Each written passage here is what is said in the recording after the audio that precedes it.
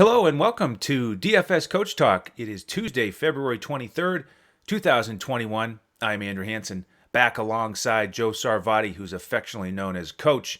We've got a 9-game NBA slate tonight, Coach, and we had a lot of fun last night. That overtime game with Washington and the Lakers certainly paid off for us. No question. We needed it with that extra boost for sure. I mean, it's funny how you can either be rooting your doors in for an OT game or rooting against it like a maniac because it's such a shifter Oh, yeah. of the points for the game with that extra 5 minutes. It's crazy. Yep, so our GPP lineup on FanDuel was a game stack there with 6 guys, and that just kept shooting up the leaderboards with the Yeah. overtime. Westbrook came through almost with a monster triple-double. Beal and LeBron contributed pretty well to that lineup, and KCP was the big value play there, getting big minutes with all those guys out. So that was a lot of Definitely. fun, and we'll get to the Wizards here at the end of this slate because they've got a back-to-back in Staples Center. But we always start with the early games, so we'll do that again here tonight on this 9-game slate. We've got 10 of the 18 teams involved in a back-to-back, and we have 4 totals over 230 on betus.com.pa, our presenting sponsor. And we've got that one monster total to get to with Sacramento and Brooklyn in Game 3 here. But Game 1 is Atlanta at Cleveland, 226.5 total. The Hawks are favored by 7. Both teams are on the front end of a back-to-back. And the news here, we've got Rondo questionable, Reddish probable, and Taurean Prince doubtful for Cleveland. So what do you have here in Game 1? Well, first let me say, I got to mention something before I dive into this game. Your call yesterday of Washington on the money line, straight up winners at LA, was fantastic. I know our members were going crazy, so I had to give you a shout out Oh, yeah, there. that was And fun. that was great. And then I don't, if for the listeners on the podcast yesterday, I mentioned how comfortable I felt about that spread with the Mavs, and then that was just a backstroke, easy win for them. But also wanted to mention too, and I'll dive into this game. Last night I posted in our Discord, and again, we'd love to have you at DFS Coach Talk. Go to our website, dfscoachtalk.com, join in and get in that Discord because I had heard some rumblings here in Dallas about KP maybe on the move, and there are some teams that the Mavs are actually talking to. And Cuban came out and said that that's not true, but it is true. I'm telling you right now. And Golden State is one of those teams. And from what I've heard behind the scenes, Weissman is one of the targets.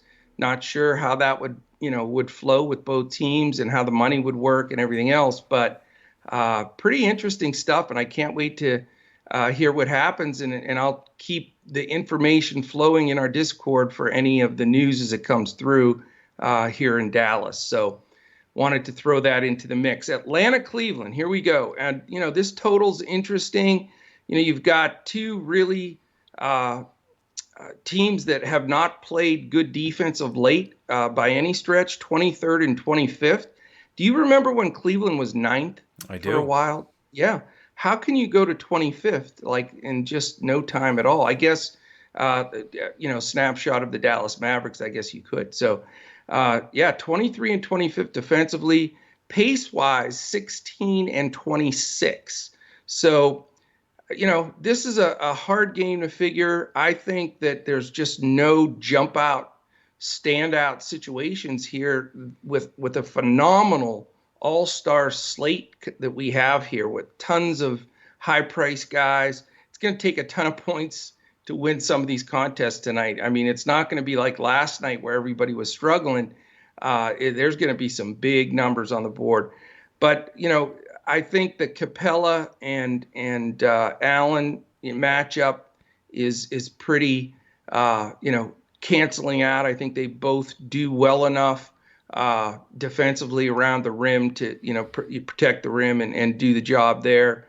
And as far as the value we always look to get with the Herders and the Osmonds and everything, I know there's not a boatload of value that's opened up yet. I have a few key guys that I like that I think can make my salary work, but I just really don't like the feel of this game, and I don't want to get out of the blocks, in a hole with a guy that's got 5 points at halftime. So I know it's hard to believe, but first game of the night with a really decent total is just not my cup of tea. But interested to see. I would assume you have a couple guys you like here. What do you think? Well, I've got a couple potential value plays. I agree that Capella and Allen should probably cancel each other out. I think it'll be a fun matchup to watch because Yeah, Allen all of a sudden is getting huge minutes, and so Capella will need to be out there for that, and he can certainly pay off value when he gets the minutes.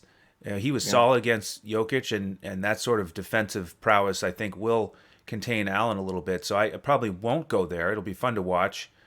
Uh, I would look at a potential value with Garland getting that strong matchup against Trae Young here. He's right around 6,000 on both sites. And then Chetty Osman is the question mark. He's still a great price, mid 5K range. If Torian Prince sits and he starts again, then Right, he's worth considering. The thing I like about him is that 4 straight games here, he's had at least 7 3-point field goal attempts, right. and he's getting big minutes. Cleveland is playing these guys right down to the wire, no matter the score. So Yeah, they're taking the approach of here, we're trying to develop these young guys. Let's play them big minutes, which I think makes a lot of sense. it So is. he'll be out there if he starts. Collins, I think, has the potential to give him trouble defensively. So not a lock and load value play, and his price is creeping up a little bit. But Garland and Chetty Osman are in consideration for me. And I think you make a fantastic point, and it's something that we need to really watch closely here because it looks as though now that Cleveland's made all their moves, and I haven't read this, but it's obvious. We all know, we can see it. I would assume Bickerstaff's philosophy right now is, listen, this is going to be our core. We made all our moves. I want to let these guys get as many minutes together on the floor. They're all young. Let's see what chemistry develops so that we know what we want to do going forward. That's what I think is in his brain at this moment. And like you said, it's going to get extra minutes for those main guys, specifically Allen, Garland, Sexton, and the pieces that are all there. Some of the main rotation guys, because they're not going to get this opportunity again, with other guys coming back to see how they're going to fit the Nances and everybody that is out for them. So good point. I think it brings more value to the plate for Cleveland. And it also brings Cleveland games more in light because their defense is sunk down and we're getting more possession. So all that being said, I have a circle around the Cavs for exactly what you said, but I'm not feeling it tonight in this particular game, but I definitely will watch that going forward. So thank you for bringing up that point. Right on. Let's go to game two, the other 7 o'clock tip. It's Detroit in Orlando. This is a rematch from Sunday when Orlando won a low scoring game 105-96. Once again, here we have the total of 210. Orlando favored by 3.5. Tonight, Detroit is on the front end of a back to back. They have to go to New Orleans tomorrow. So, a lot of points against rostering guys here. We've got 25th and 19th in pace. How about these offenses? 25th and 27th. Yikes. And defense is right around average. Detroit is slightly below average. So, as that first matchup played out, just not a lot of opportunity here for a high scoring game. But Vucevic absolutely smashed again, along with Fournier. They were playing the two-man game and getting it done. Vuk 37 and 12, Fournier 29 7 and 7. And I was watching part of the game when the broadcasters were actually talking about how, well, you got to figure Detroit's going to make some defensive adjustments here and try to limit Vucevic, which sounds great, and they probably will. Will it be effective? I don't know. Vucevic is just dominant, but are we going to pay 10,000 for him on this slate? I don't think I'm going to. And Fournier now at 6,800 on both sites. I don't think I'm going to pay that either. Michael Carter Williams is playable for me on FanDuel. He's only 4,500, and there's a guy that continues to start and get big minutes. You're not going to roster him because you want him to score. He's not a big scorer, not a great shooter, but he does so much else that I think he's playable on FanDuel. You've always got Terrence Ross as a GPP option. On the Detroit side, interesting how it played out with those guards. Derrick Jones Jr. Dennis Smith Jr. started, only played 16 minutes though. They gave a lot of run to Saben Lee off the bench. 33 minutes. He played very well, and I liked how he looked, his strength and quickness. And on DraftKings, how about this price differential? 3,200 over there, but on FanDuel he's 5,000. Yeah. So this is why you have to dig in and really evaluate the prices on both sites. And we don't just give a lineup and say play these guys everywhere. It depends. And this is a great example of where Saben Lee is in play for me on DraftKings at 3,200. Not so much on FanDuel. And with it being a front end of a back-to-back, I don't know that he'll get 33 minutes again, but if he gets 24 or so, then I think he's in a pretty good spot there. So maybe a value play with one of these guards here, Lee or Michael Carter-Williams, but I'm not going to go pay for any of the big guys here in this one. You're right on target with me, and I'm going to take a second here just to go over a few pricing anomalies here. This slate has the biggest stacked amount of high salaried guys that I've seen on a slate all year, and I challenge anybody to find one that's been bigger. But it really becomes a scenario here where it's very difficult to pay up for multiple guys in those big numbers. And just to give you a feel, if you pay up for mid nines to all the way up to 12K on whether it's FanDuel, DraftKings, or Yahoo, let me give you the list of guys that I don't know if you can get to with these guys. And it's Giannis at 11.3. This is FanDuel. Luka 11.2. Harden 11. Embiid 10.8. The Joker 10.5. Lillard 10.3. Curry 10. 9.8 for Vuk. 9.8 for Leonard. Beal 9.8. 9.7 for Cat. 9.6 for Trey. Followed by close by Simmons, Tatum, Westbrook, and Siakam, and Irving. So, and Julius Randle slides in. So how are we going to decide where the pay-up guy is? And if I read through them on Yahoo and DraftKings, it's the same boat. I mean, usually you have 2 or 3 guys with the big fat number. Now it's like 14 today. It's the craziest thing I've seen. So I bring that up to say Vuk's not going to make my list here, even though he played so well the last time they played. You would think that Casey would make some sort of adjustments to not let him just have his way in the paint, and Fournier to have 7 rebounds and 7 assists. When's the last time you saw Fournier do that, Andrew? Exactly. Long time ago, if not never. Right, and I've seen the points like that a lot, but not with the periphery numbers. That was just an aberration in my opinion. So the game is the lowest total on the board. I don't like this game. I don't like these two teams. So here's the situation that I'm going to walk away with here.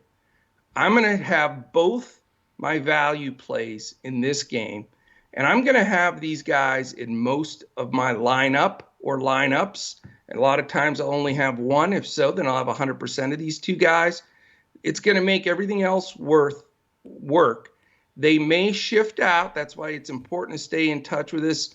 Jump aboard it in our Discord, because if any value opens throughout the day, this could change. I think Saben Lee is a lock for me at that price on DraftKings. He's a free square. And here's the thing. Dennis Smith Jr. stinks. I God bless him. I love the guy. He just isn't good. He can't play. He's not good. And he's had 3 or 4 opportunities, and he's just not good. And they were trying to win that last game. They stuck with Saben Lee. He played well. I wouldn't be shocked if Lee starts this game. And if Smith starts, it'll be one of those scenarios, in my opinion, where he plays, the first 6 minutes, ends up maybe with 12 to 14 for the whole game. And I think Saben Lee, is the guy that's going to play the majority of that game at point. And on the other side of the ball, I've been playing him almost every slate, but they don't raise his price.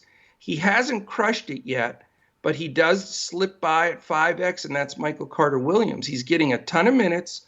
He's the point guard there. He's got size, and if he's, he gets his value and his price is decent. So I like those two value plays a ton here in Lee and Carter Williams. And there's like, as we go over all the rest of these games, there's not any obvious chalk just sticking out there. But I don't like any of the pay up fellas because of the flow of the game, the total, and just from watching it the last time, I think they adjust a little bit defensively on both sides. So that's where I stand there. All right, good. Well, with a value play or two now, we can pay up for this next game because it is a juicy It is. 242 total between Sacramento and Brooklyn. Brooklyn favored by 6.5 here at home. And these two teams played last week and combined for 261 points. Yikes. Brooklyn shot the lights out, set a franchise record for three-pointers, winning 136 to 125. And it's an island game tonight. So a pretty exciting situation. In terms of the news, we've got Barnes questionable for Sacramento. On the Brooklyn side, we've got TLC and Jeff Green questionable. And then probable, we've got Shumpert and Tyler Johnson. So will you be spending some of your salary here? Oh, damn right, man. I mean, I don't care if it's a 90-game slate. I'm going to have a bunch of exposure to this game. I mean, it is just a terrific, perfect storm kind of game. We talked about it the last time in the same manner, and like you said, they scored out of this world, and I can't see any difference why it would be, why it would change here. I mean, Brooklyn is a 6.5 point favorite, which isn't much, but with that 242 number, they've got everybody slammed here. 30th, which is dead last for Sacramento in defense, 27th for Brooklyn, 8th and 9th in pace. So, how often do you see two of the bottom 4 defensive teams and 2 of the top 10 offensive teams facing off? Almost never. And, with some of these injuries and questionable tags, especially Brooklyn side, it limits that rotation. Jeff Green has played a boatload of minutes. So if he can't go, and we need to watch this news, because if he can't go and TLC can't go, that's probably a combined 50 minutes that becomes available or close to it with their other rotational players. And Barnes has played a huge role for Sacramento. He's been out, for 3 or 4 games in a row now, and that usage is going to other places. So, I don't even know where to start here. I want to come out of this game with like 4 guys. I really do. I'd love a 2v2. I think you have to pay up for either Harden or Irving. That's the big decision. I think you need one of those 2 guys.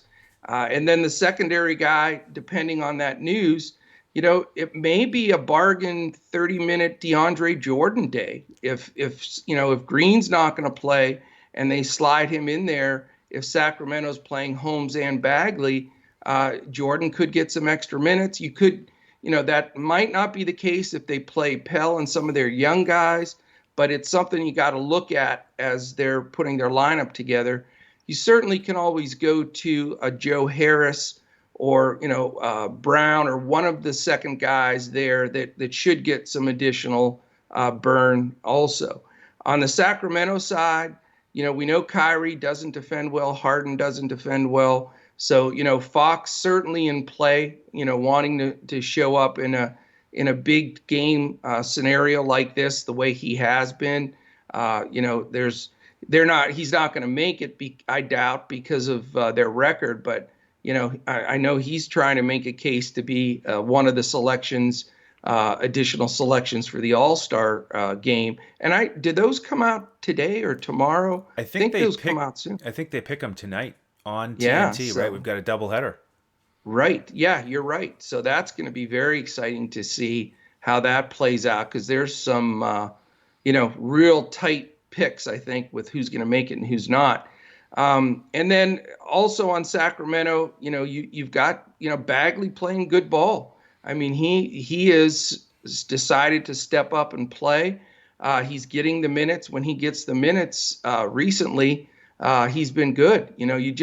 Walton scares me, not because he's a Pop or a Carlisle that likes to, protect his guys. And Walton's just unpredictable. I think he's one of those moody, quick-tempered guys that if somebody's in his doghouse, he doesn't play him. And he's always trying to play the power card, and it's just he's not a player's coach, and I think he's one of the worst coaches in the league. Sorry, Mr. Walton. I love your dad, Bill, by the way. Anyway, so I think looking at a couple of those options, Buddy Hield, has quietly been putting huge minutes together, and he's coming through. So he's a huge play here because his price, even though it's drifted up a little bit, is very fair. So my favorite game on the slate. Normally, you'll see on these shows, that's not always the case for me. The highest numbered game I'll lay off on and maybe go more for the second or third highest. But this one's a standout to me. Everything fits. I think you have to have good exposure here in this game. I don't think 4 guys from this game is too many. I may come out with 3, but it wouldn't take much to get me to a 4th. And I think if you don't play anybody in this game, you're going to be playing catch up. No, I agree completely. And I will have probably at least 4 guys from this game in most lineups. And the challenge is all the peripheral guys, because I think both situations are a little bit shaky. So for me, it's zero in on Harden and Kyrie Irving. I think you can play both. Everything else around that, it is a big domino with Jeff Green. And, if he plays, he's one of the guys who, in the last week or so, I've been down on watching him not go after rebounds. He's been loafing a little bit, running up the side of the court. And I think part of that's because he's had some really tough defensive matchups against. Well, and I think he's been hurt a little bit, too. Yeah. I mean, he's got this shoulder issue. And so you wonder how much that has affected him. And he's had to defend Absolutely. LeBron and Kawhi Leonard recently. That's it? That's it. That's his week. That was what he had to deal with in Staples Center. So, and a bottle of Advil, probably. I love his minutes this season with Brooklyn, his opportunity. I just haven't liked how he's looked this past week with his energy. So I'd like to play him in this game because it fits him well. But at this point in the day here at lunchtime, we don't know if he's even going to play. But I don't think he's going to play. And my projections right now, and again, it's completely unofficial, I have him out. So where would you focus if he's out? Are you on the DeAndre bandwagon with me? He is in play for me. He's really their only big at that point. And then it's something you can feel pretty solid about. And he got 27 minutes when they played last time and did fine. Right. He's a fair price. And we don't know what's going to happen on the other side. I mean, with Sacramento having all their bigs available, good luck. I mean, Bagley's the one guy I would quote unquote trust a little bit to hopefully get high 20s minutes. So he's the guy I would look to first. And it's a little bit unfortunate that you can't really look at Holmes, who didn't play the last game these 2 teams played, and that's when Hassan Whiteside came off the bench and dominated with over 50 fantasy points. I know. But maybe today he gets 12 minutes because of our friend Luke Walton here. Yeah. So it's really tricky to invest in Holmes or Whiteside, even though it's a great opportunity. And then same thing with Bielitsa. He could smash here if he played, but do they give Jabari Parker 15 minutes and Bielitsa sits and watches again? So yeah, that's a nightmare. It really is. And I have no idea which direction they're going. I mean, Parker's no young guy, and I heard they're trying to trade Bielitsa. So who the hell knows what they're trying to accomplish there? Yeah. So I'm going to focus on the studs for Brooklyn. Wait to hear about the news on the bigs. I'll definitely play Fox here on the other side. Perfect scenario for him. Bagley's a question mark, and then everybody else is I probably won't. Nobody Love. He could smash, and he is getting minutes. He seems to be lately, not getting a ton of shots and threes and actual success. But this is a great chance for him to break out and get back on track. Yeah, I would think so. It's probably Harden on him, so that ought to give him some looks. Absolutely. All right, game 4. We've got Golden State visiting the Knicks next door to that last one, and it's a 219.5 total. Golden State favored by 3. They're on the front end of a back-to-back. They're going to go to Indiana tomorrow. they've got some big question marks. A fella named Steph Curry with this illness. He sat out the last one. We're not sure if he's going to play tonight. And then how about Looney and Wiseman? They both practiced yesterday. They're finally questionable. So a lot of uncertainty there. On the Knicks side, we just have Rivers questionable. And these teams played back in January. Not a whole lot to take from that. It was sort of a strange game. Draymond only played 17 minutes. That's when we had Mitchell Robinson playing. Now we'll have Noel out there. The only guy who you can really look at is Randall, in my opinion, in terms of that game. He was solid even against Draymond. On this slate, though, I'm not gonna pay up for Randall. Nerlens Noel, right around 5,000 on both sites. This is a guy I think you could look at. He got 29 minutes against Minnesota in their last game, so he, seems to be in the avoiding the doghouse with Thibodeau, doing what needs to be done to be out there on the court. So you could look there. Payton has been getting good minutes again. He's in the 4K range. Should be a decent matchup, but he's hard to trust. So I probably won't go there. On the Golden State side, if Steph is out, Brad Wanamaker played 34 minutes off the bench, took a lot of shots, really running the show. He's 3K range on both sites. That's a low-owned value play you could look at. And Eric Paschall is getting back into the mix. He had that injury. He's slowly coming back with minutes. Now he's getting more minutes, being very productive. He's a good price on both sides. So, again, maybe a one-off for me here, but not a great game situation with New York and their 30th pace and third-ranked defense, and now Golden State is 5th in defense. So probably won't get much from this one.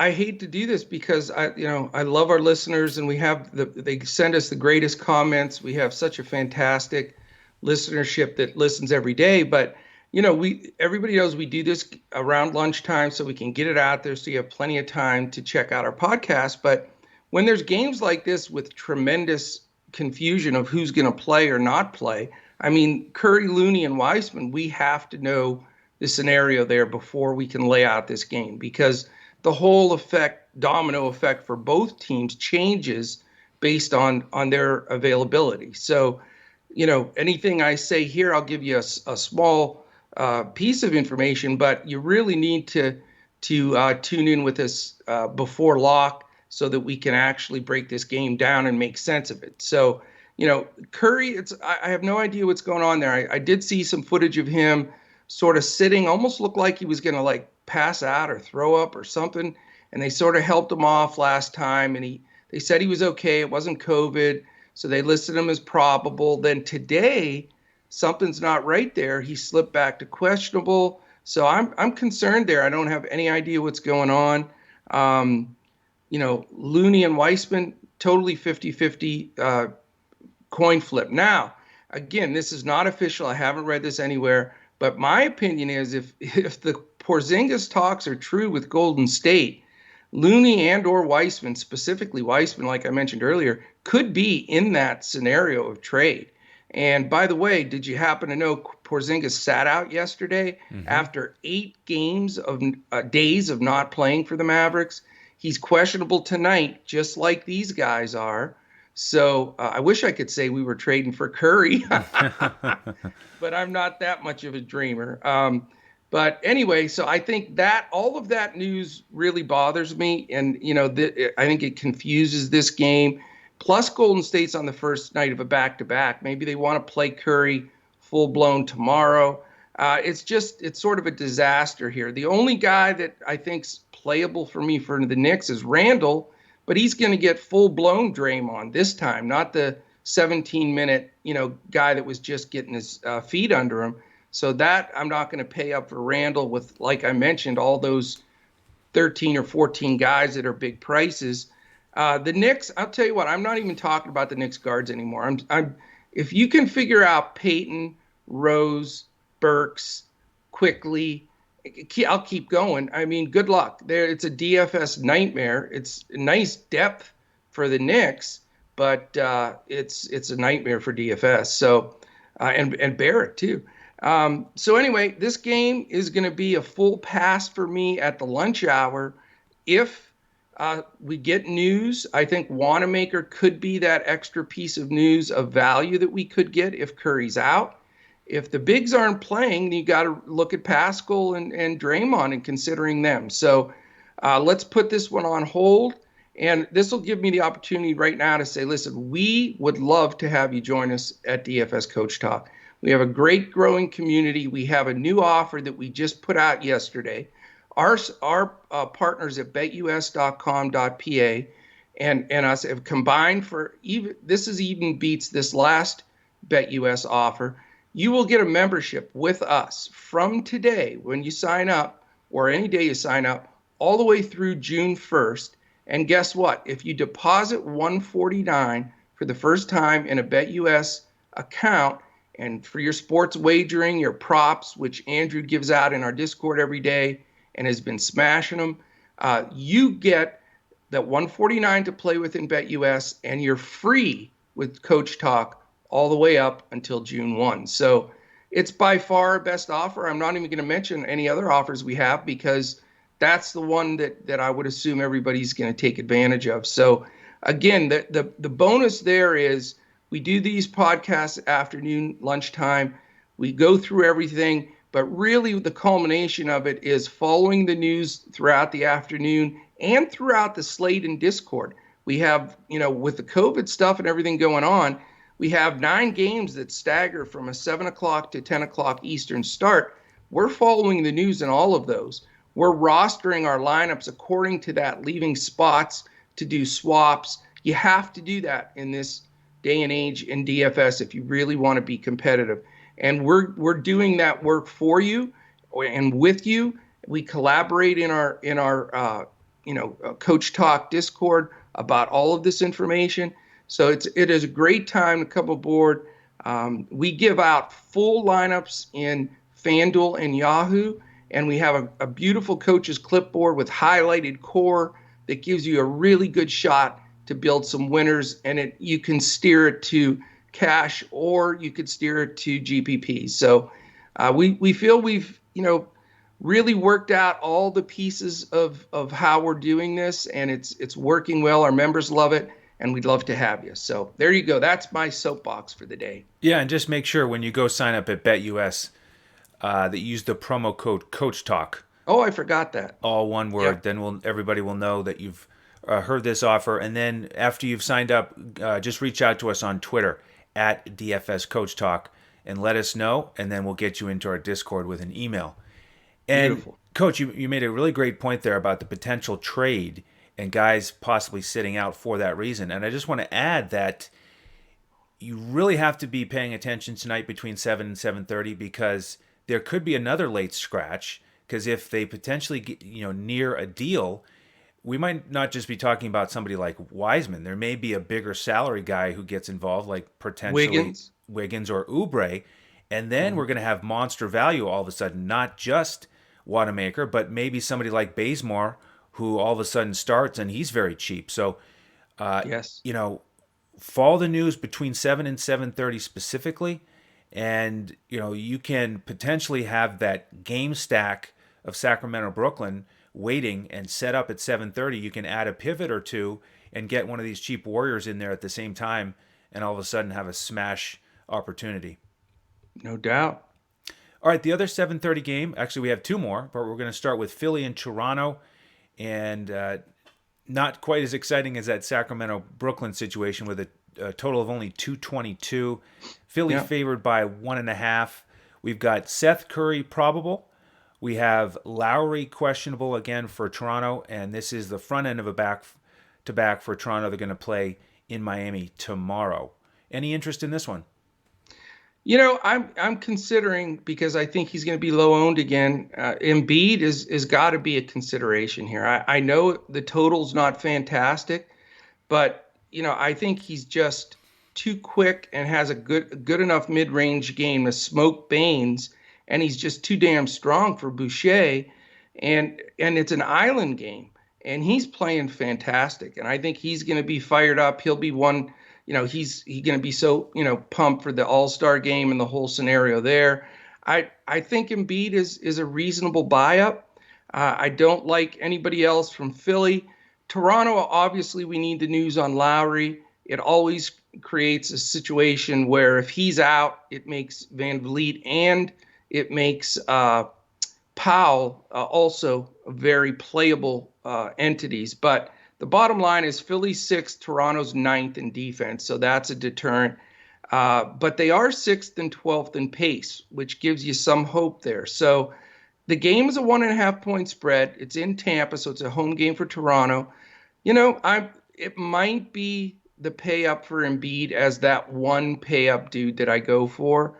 And really after that, I just need to see the Lowry news, and not going to stack anything here because I think the defense is very formidable. But I just don't see how they stop Joel, and he's in a groove right now. He really is, and he was strong against them when they played on Sunday. Low-scoring game. It was a 50 fantasy point night, not a 90 fantasy point night like the slate before when you were on Embiid. Yeah. And I think he could. I would expect he would have a similar output. Well, here. He knows when I roster him, he has to get at least 85, right? Or he's not going to get it back on the team. Yep, that is a good setup to have. So. I'm gonna fade Embiid, even though I think he easily could get 50 fantasy points or more again, and pay for Harden instead. And then on the Toronto side, I'm looking at potential value. If Lowry is out and Bembry starts again, he's still in the mid 3K range on both sites, and he's a guy who does enough of everything that he can get you 6x there. And then Baines on DraftKings is only 3,200. And what they did last time was they started Siakam at the 5, and then they brought Baines and Boucher in to back him up, and Baines got 30 minutes, trying to guard Embiid. So at 3,200 on DraftKings, you can play. How did that work out for Baines, by the way? Well, I mean, he didn't stop Embiid. He got 8 points and 5 rebounds. So just being out there for 30 minutes is the key for him to be able to pay off value. Throw a body on him, yeah. It hasn't worked really well for anybody guarding Embiid this year. No, I don't think it will. Yeah, but that's true. That's a good point. Very good point. All right, the next game is a matchup between Boston and Dallas. So Coach and I are going to have to go radio silent during this game and avoid talking about this. It's almost a pick'em spread, too, so we're going to be battling big time. We're going to have to I'm going to have to post some GIFs with the fighting guys like I do when it's big time. Yeah, exactly. In Boston, the 1.5 point favorite, 226.5 total. And I do have to give the slight edge to the Celtics here, not because I grew up rooting for Larry Bird and company, but because Boston's coming off that horrific loss against New Orleans where they're up by 24 in the third. They lose in overtime. And they're now 15-15, so they need to win to get back over 500. And Dallas, of course, played last night. So after that 8-day layoff, that's a big challenge for Dallas to try to come back and have enough energy to deal with a motivated Celtics team. So I give the edge to the Celtics there. And, of course, if Porzingis sits again, then a big advantage to the Celtics. So let's start there. What do you think here if Porzingis sits again because of the quote-unquote back issue, or because they're looking to potentially trade him? And if Kleba is out again because he sprained his ankle last night, who do you think starts at the 4 and 5 position for Dallas tonight? Well, Dwight Powell played terrific in the last game, so he's certainly going to be in play, and Willie Cauley-Stein. So if both KP and Kleba are out, then those would be the two instant beneficiaries. It would be Powell and Cauley-Stein in that order. So Powell showed some signs of life. He's been awful since he came back from that season-ending injury last year, and sometimes it just takes a little while to get some of the athleticism back. So I think they're both, they're the two guys you'd want to look at as you're building if those two sit. Yeah, and I like those guys as value opportunities, and I do like them a little bit more than Baines actually in that game before. So Powell, minimum price on both sites. If he starts, I like I like that position for him. He's got to deal with Tristan Thompson and Tice. He should be out there for at least half the game, you would think. And I think I'll probably only look at one of those bigs for Dallas. I'm not going to pay up for Luka on the second night of this back-to-back and, flip a coin to try to figure out if, Jay Rich is going to play well again. Will Brunson be as effective off the bench again? Same thing with THJ. On the Celtics side, Kemba's in play for me. He's a good price, mid 6K range. Also, Jaylen Brown, because if they put Richardson on Kemba, which they will, then I'm looking at Luka having to guard Jaylen Brown, and I don't think he'll have quite enough to prevent Jaylen Brown from getting to the rim.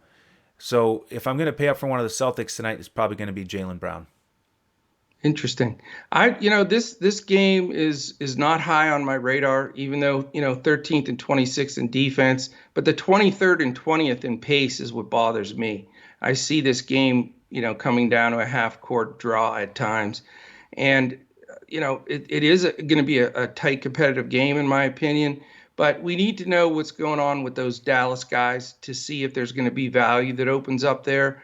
I'm not going to pay up for Luka in this matchup. I think Boston will try to run doubles and different things at him to keep him in check.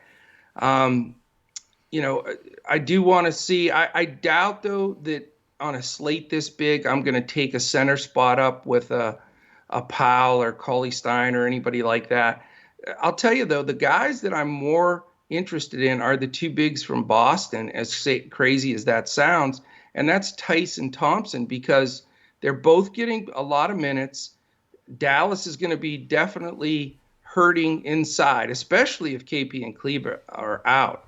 So one of those two, I'm not going to roster both of them, but I'm going to make probably a decision between Tice and Thompson because I think they'll get a ton of rebounds, and I think they're going to get really good minutes. But, I'm not going anywhere else in this game paying up for the big money guys like Brown, Tatum, and Luka. I'm just going to go for a possible value big from Boston and then just wait and see how all this news plays out. Okay, excellent. Next game here at 8 o'clock, finally, we've got Minnesota in Milwaukee. The Bucks are 11-point favorites here. Pretty solid total here of 231. Minnesota on the front end of a back-to-back, and they've got a new coach on the bench. They let Ryan Saunders go. They hired Chris Finch from Toronto. So how do you think this is going to play out for Coach Finch and company here against Milwaukee? Well, it should be interesting. I think that's a nice selection for them. The other assistant that left Toronto, Nurse, is going to be the new guy putting out all the new coaches, but he's the gentleman that we can never pronounce his name that took over at Oklahoma City. Dagnall. And in my opinion, Dagnall, that's it. And he's just crushing it in OKC. I know their record's not phenomenal, but I think he's doing a yeoman's job there. And this guy has just as good of a reputation. So I think it's a good long-term move. It's really heart-wrenching, though, because, Flip Saunders was one of my favorites. Talk about great personality. And, for the listeners that don't know, the history there, he passed very, very early young age he's the guy that drafted Cat and was so tight with him. And then his son took the team over and has had it for was it 3 years now? I think this might be the third parts of 3 years. Yeah. And so it's just a sad end to that saga, and really a shame that they, all the things with having Levine and then Butler and all this, and just it's never really worked out for them. Wiggins was their number one pick, on and on. So, I think they needed to reset and move on, and I think they made a good choice in the coach. And I think it's going to take a while. So, here's my concern here with rostering any Minnesota guys.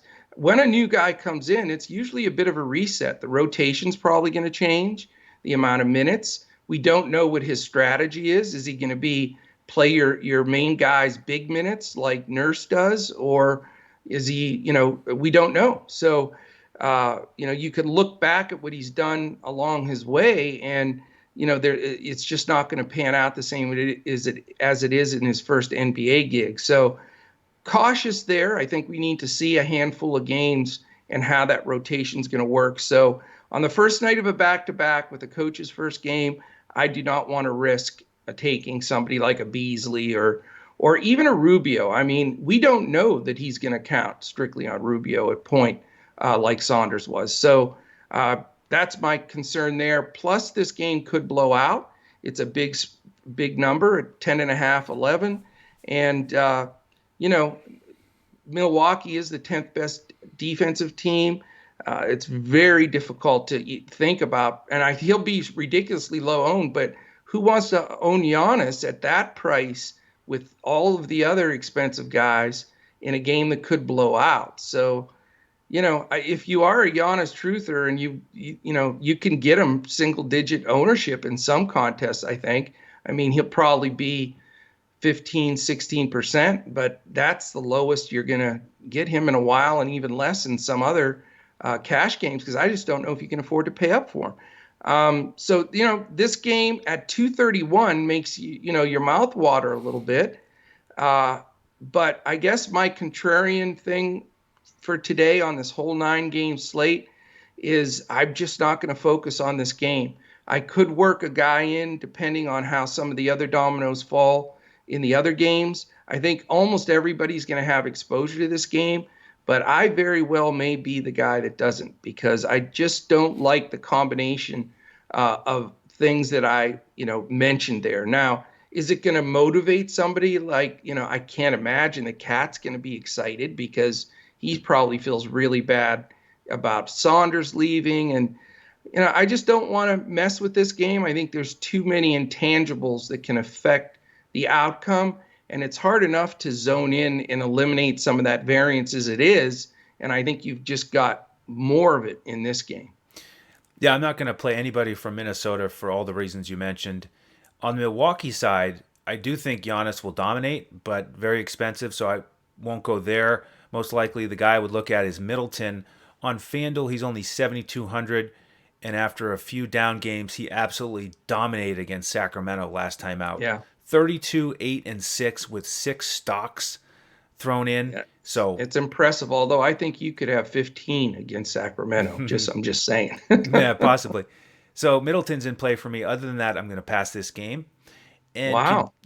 And continue on to the 10 o'clock games. We've got Portland and Denver in the Mile High City. The Nuggets favored by 6.5, 231.5 total here. This is the second TNT game. Portland, what a rough spot for them. They get absolutely blown out in Phoenix last night. Now they have to go to Denver and play at altitude. So I'm really not interested in these Portland guys at all. I mean, even though Denver is 22nd defensively, they've got that slow pace. They're 27th. So I don't think I'm going to roster anybody from Portland. On the Denver side, I still will consider Murray. His price continues to go up here, getting to the mid 8K range on both sites. But he's got that awesome matchup against the bad Portland backcourt on a back-to-back with tired legs. So I would consider Murray. Other than that, maybe a one-off with Barton. He's a fair price, and we still have all these guys out for Denver. Dozier, Millsap, JaMychal Green, Gary Harris. So Barton I would consider. Michael Porter Jr., I'm not going to consider right now. He's just too inconsistent with his minutes. And then our man Zeke Naji, he's a GPP option. I don't think you need to go there on this slate. I do want to mention, though, that he started against Atlanta, got 30 minutes, and he's only 3,100. But again, with these guys on the perimeter, they're just not guaranteed to get more than 5 or 6 shots with Murray and Jokic running the show with the two-man game. So for me, it's probably Murray here or a pass. Yeah, you hit on the guy that I love. Jamal Murray's one of my favorite plays here. I think Portland's just exhausted. I think they're beaten down a little bit. And I know Lillard, we talked about it the other day. He's a machine, but, poor Lillard and Trent and, some of these guys, even Cantor, they're being asked to do a yeoman's job against a tough schedule. And now they, like you said, have to go to the elevation. And, I don't know who's going to defend Murray, but he seems to be entering one of those bubble Murray grooves. And, at 83, I think he's super fair. And 85, and then On Yahoo, he's even a good price at 33. So he's one of my favorite plays. I think, if this game doesn't blow out, which it's only a 6-point spread, which I thought was very low, and I think that's because of some of Denver's depth being limited. But I think Murray's a great play. I don't know what to expect. I did want to ask you because I know you're one of his fans. Porter Jr., what's the deal? It's just he's in one of those funks right now with the youth and experience, immaturity, where he's not getting huge minutes. And obviously, the defensive intensity isn't there enough for Malone to keep him out there. And when he's out there, I would understand why he's a little bit frustrated because he just doesn't get as many shot attempts with Yeah. Murray and Jokic dominating the action. So he's dealing with that frustration, and he's just not mature enough defensively yet to lock in his minutes. And it's just a funk. So I'm just not going to go there right now. Yeah, and you look at him every day, and his price keeps going down, and it's so tempting because his potential in ceiling is so high, but it's also extremely frustrating if he's not going to get the minutes and get the ball. So I'm with you. It's certainly tempting with the thin amount with the guys out that you would think he'd get a decent enough run there, but I'm with you. So on the Portland side. Lillard just too expensive for me anyway. In this game, although if they stay in it, he's certainly a guy that you need. But at 10-3 on FanDuel, for example, again, we're at that situation where you just can't buy up for too many people here if you want to play mid-level. I guess Trent remains as an option. I mean, he does have some really consistent games in the low 30 DFS points, and his floor is pretty safe anymore. He's really done a decent job. So, I think you can even consider Derrick Jones Jr.'s had a stretch now of a couple of weeks where he's really contributing. He's not completely disappearing out there, and with his athleticism, he could be a decent value guy to slide in there. So I would like some exposure to this game. I'll start it with Murray, and then try to fill in at least one value guy. All right, last game of the night. We've got the Wizards sticking in Staples Center for this back-to-back. Tonight they get the Clippers. The Clippers 12-point favorites, and the total here 231.5. I'm going to list Westbrook as questionable here on the back-to-back, but we don't know that at this point in the day. And on the Clipper side, looks like everybody's healthy. So anything for you in this late night hammer? Well, I don't know if I mentioned today about DFS Coach Talk in our Discord, but this is another scenario. I mean, if Westbrook plays, it changes the whole entire game. So we need that news. He's not listed right now, and I did see Coach speak saying that he's 100% healthy for the first time. That doesn't mean he's going to play the second night of a back-to-back. The last time, they waited the majority of the day, and then he was out. So I'd say it literally 50-50 if he plays or not. 24th and 16th defense makes you want to play some guys. Clippers get a pace up from 28th to play against Washington with the number one pace. But the Clippers have that big boatload of talent back. So, the George, it's going to be the George and Kawhi situation where you have all these expensive guys and you have two on the same team that need to share that, and it's hard to roster either one of them because it's an either or, and on 9-game schedule for me it's neither. So can you find some value here? Certainly. There's guys like Pat Bev that'll be on the floor. I think you're starting finally to see what I've been playing Hashimura all year for. He's starting to become one of the key contributors to that team. We need to see if Westbrook sits, guys like Hashimura are super in play for me because they're going to get a lot more usage bump. And then all of a sudden, you really have to start thinking about Beal because of that usage bump. But let's see what that news is. I do want some exposure to this particular late game because I do think they'll get up and down, and there's a lot of talent out there for this one. Yeah, on that Wizards side, if Westbrook is out, you could leave a spot for Beal. He absolutely dominates back-to-backs. Yeah. It's a tough matchup for sure. But And it's not like you're going to have any trouble filling that spot with the other 10 o'clock game with Lillard. And you can always on DraftKings or put him in the utility spot that's where you if you should want to put him. put Beal. Yeah. And then you got all your open spots. Now, it's not, all fun and games on FanDuel doing that. So you got to think about it a little bit more. But with those 4 teams playing, just like you said, you're going to have a lot of options. Yeah, if you want to build a contrarian lineup with Beal on FanDuel as a shooting guard, then you can always pivot to Paul George. So absolutely have that contingency plan in place if you want to potentially go there. Neto becomes a potential value play if Westbrook is out. On the Clippers side, Paul George probably the only guy I would play, and only on FanDuel. He's 8,500 there. The news there is, in case you missed it, he played 33 minutes against Brooklyn, and there was a big to-do about the fact that he didn't play the last few minutes of the game because he was at his minutes limit, and they mismanaged it. If they're really going to lock in at 33 minutes, they should have planned ahead to make sure he was out there for the final 3 minutes, but he was frustrated to be there and watch that close loss to Brooklyn, and so I think he's going to be extra motivated. We know this is about as good as a potential matchup you can have for a big shooting guard, scoring guard like Paul George against the Wizards. So at 8,500, I think he's going to be motivated and he should dominate.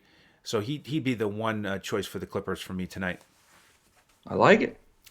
All right, that wraps up our 9-game slate. I hope you all enjoyed this and are off to a good start here building your lineups. Feel free to reach out to us with any questions on Twitter at DFS Coach Talk. You can also find the coach at JoeSarvadi.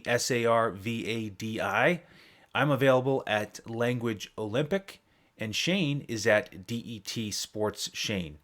We'd love to have you subscribe to the channel if you haven't already on YouTube, and give us that thumbs up wherever you're watching or listening to the podcast, and we'll continue to bring this to you 7 days a week, including tomorrow. We'll be back here for another NBA slate. So on behalf of Coach and the rest of the DFS Coach Talk team, I'm Andrew Hansen. Thank you so much for joining us, and we'll see you tomorrow as we look to crush it in DFS.